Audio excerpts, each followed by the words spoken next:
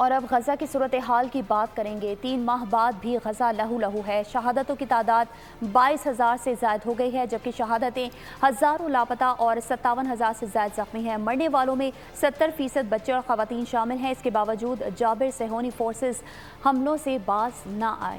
خان یونس کی فضا دھواں دھواں۔ اسرائیلی فورسز رفح کے پاس پناہ گزین کیمپ پر حملہ آور ہوئی۔ اس کے علاوہ علم الاسپتال دیر البلح اور نصیرات کیمپ کو بھی نشانہ بنایا گیا۔ حملے میں متعدد شہادتوں کی اطلاعات سامنے آ رہی ہیں۔ ادھر حماس نے 7 اکتوبر سے اب تک ہونے والے نقصانات کے اعداد و شمار جاری کر دیے۔ اموات کے علاوہ غزہ میں لاپتہ افراد کی تعداد 7,000 بتائی جا رہی ہے۔ کینسر کے 10,000 مریضوں کی جان داؤ پر لگی ہے۔ اسرائیلی فورسز نے طبی عملے کے 99 افراد اور 10 صحافیوں کو بھی حراست میں لے لیا ہے۔ اقوام متحدہ کے ہیومینٹیرین ونگ کے سربراہ نے غزہ میں تباہی دیکھتے ہوئے اسے ناقابل رہائش قرار دے دیا۔ دوسری جانب اسرائیل لبنان کا محاذ بھی گرم کرنے کے در پہ ہے۔ اسرائیلی وزیر دفاع کا کہنا ہے کہ حزب اللہ کے ساتھ بھرپور جنگ کے نزدیک پہنچ چکے ہیں۔ اسرائیلی اشتعال انگیزی پر حسن نصر اللہ بھی چپ نہ رہے۔ حزب اللہ کے سربراہ نے کہا، اسرائیل کو جواب نہ دیا تو پورا لبنان جل اٹھے گا۔